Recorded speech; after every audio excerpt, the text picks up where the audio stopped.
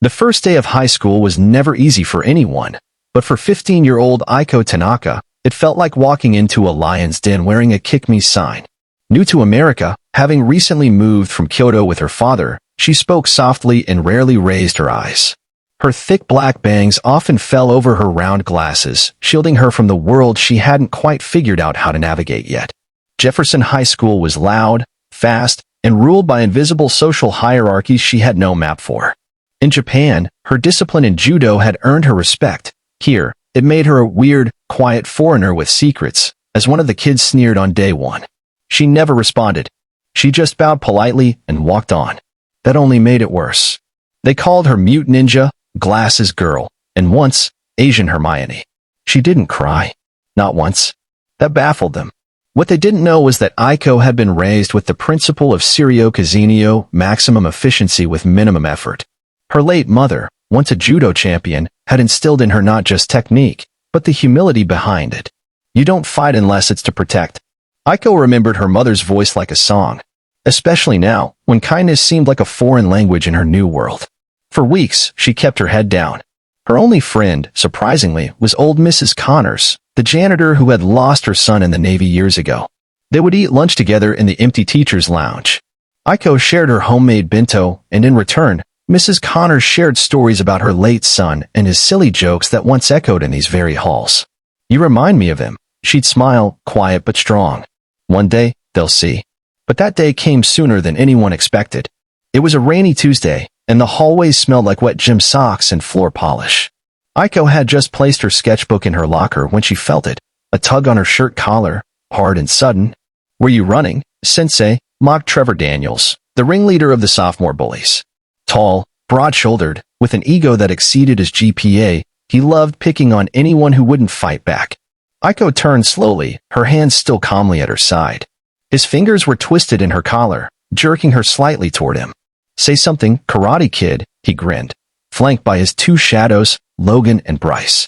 "Or what? Gonna do a flying chop?" His friends chuckled.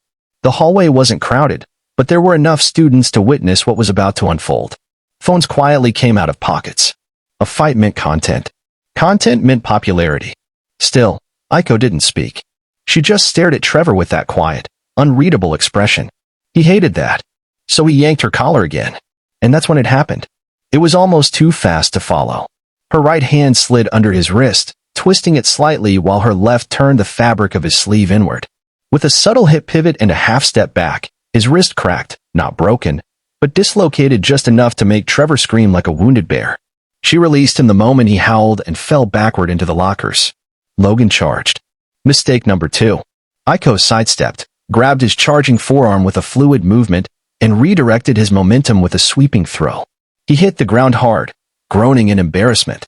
Bryce just froze, eyes wide. Aiko calmly bent down and picked up her sketchbook, which had fluttered to the floor. She gave a small bow, silent and composed, and walked away. Nobody moved. Even Mrs. Connors, who had rounded the corner with a mop bucket, just raised an eyebrow. Later, someone uploaded the video. Within 24 hours, Judo Girl breaks bully's wrist, had over 2.3 million views. But Aiko didn't care about that. She spent that afternoon in the nurse's office, not as a patient, but as a helper. Bryce had hit his head on the locker after freezing and stumbling backward. While others laughed, Aiko had carried him there. "Why are you helping me?" he muttered, embarrassed, pressing an ice pack against his scalp. "Because you didn't hurt me," she answered softly, in the clearest English he'd ever heard from her. That answer stuck with him longer than the bruise. The principal wanted to suspend her, but the video made it clear, self-defense, nothing more. Aiko didn't gloat. She didn't smile. And she refused interviews. When a local news anchor called her a hero, she turned off the TV. It wasn't until weeks later, after the storm had calmed and the school had moved on, that something truly unexpected happened. Trevor Daniels limped toward her table during lunch.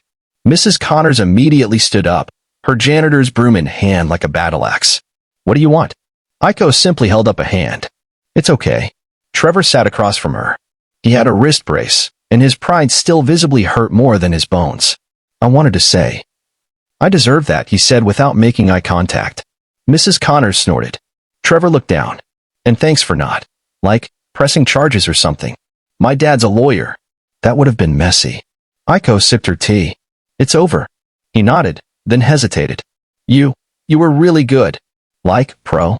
My mother taught me. She must have been. Amazing. She was. Something softened in his expression.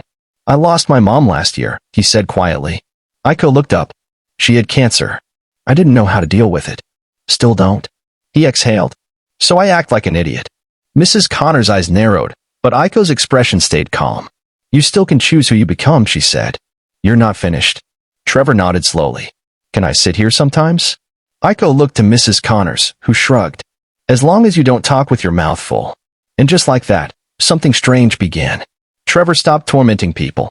Logan started holding doors open. Bryce joined the art club. Aiko never bragged. She didn't need to. What changed Jefferson High wasn't the judo throw. It was the quiet grace that followed. The forgiveness. The kindness. She became someone no one dared mess with, and yet, she was also the person everyone wanted in their corner. Especially when life got tough. One afternoon, during midterms, Logan found himself panicking over a math test. To everyone's shock, Aiko offered to tutor him. I'm not dumb, he said defensively. I never said you were, she replied. Trevor, now carrying an SAT prep book, sat beside him. She'll help. And you'll pass. Over time, even teachers noticed the change. Fewer fights. More respect. A calmer atmosphere. Aiko hadn't just defended herself. She had taught them something bigger. And all it took was a grip, a choice, and a heart full of quiet strength.